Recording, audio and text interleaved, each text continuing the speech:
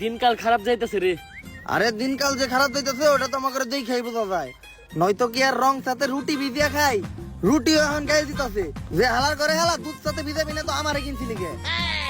আর দিন তো এত খারাপ হইতো না যে আমার বানানো আগের ছবিটা ফ্লপ না খাইতো। কিন্তু আগের ছবিটা ফ্লপ খাইলো কে? নায়কটা ভালো আছিল না, অ্যাক্টিং পারতো না। আগের ছবির নায়ক তো তুই আছিলি। আমি আছিলাম? আরে নায়ক তো অ্যাক্টিং ফার্স্ট ক্লাস করছে, কিন্তু স্টোরিটা একদম জমে নাই। স্ক্রিপ্ট রাইটারটা ভালো ছিল না। স্কিপও না তুই লিখছিলি। স্ক্রিপ্টটা আমি লিখছি।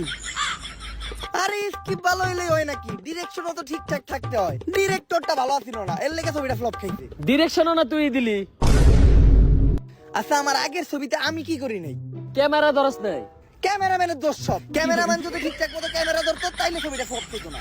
খালি বাজেট নাই দেখা, হয়তো এইবার আমি একটা এমন ছবি বানাইতাম একেবারে হলিউড লেভেলের। লাস্ট টাইম একটা বানাইছিলাম গ্রামের ছেলে স্পাইডারম্যান, ওইটা অবশ্য হিট করে নাই, কিন্তু ওইটা দেখে হলিউডরা কপি করে স্পাইডারম্যান বানাইছে, ওইটা পুরাই হিট। আসলে আমার ছবিতে সবই ঠিকঠাক ছিল, খালি ভিএফএক্সে দিয়ে ধরা খেয়ে গেছি।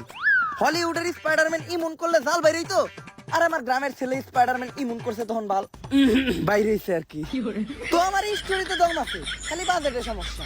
একটা ছবি বানাইতে কেমন খরচ হইব? এই actor, cameraman, script writer, director সব মিলে 20-25 লাখ যাইব। দোস্ত বাজেট আমি দিমু, চল দুই বন্ধু মিলে একটা ছবি বানাই। একদম কাপাইয়া দিমু, কিন্তু এত টিয়া দিবাবি কই? আমার আব্বা আছে না, আব্বা আজাইরা তো অনেক দিনই ঘুরলাম। আমি আর আমার বন্ধু চিন্তা করছি দুই বন্ধু মিলে একটা হলিউড লেভেলের ছবি বানাম। কাকা চানাচুর লাগবো না, অন্তত এক গ্লাস পানি দেন। যা নিয়ে খাগা। ছবি বানাবি তো ভালো কথা, ছবি বানানো তো অনেক ভালো কাজ, কিন্তু আমার কাছে তোরা কি চাস? আসলে আব্বা ছবি বানাইতে কিছু টাকা লাগতো। কত? এই ধরেন 20-25 লাখ। 20-25 লাখ তো অনেক দূরের কথা, তুই 20-25 টাকাও পাবি না। আর কোনো ভালো করে সন্তান নাকি ছবি বানায়? আর তুই জানিস না আমার অবস্থা, আমার কাছে অনেক 1 টাকাও নাই। আব্বা টাকা নাই তো কি হয়েছে, এই বাড়িটা তো আছে। তুই মনের বলে এই বাড়ি বেচার কথা চিন্তা করিস না, কারণ আমি বেঁচে থাকতে তোর এই বাড়ি বেচতে দিব না।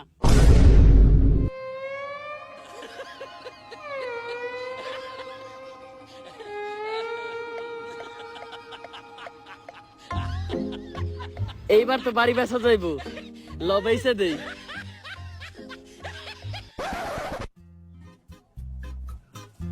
বাড়িটা বেচা লাইলাম, খারাপ লাগতাছে।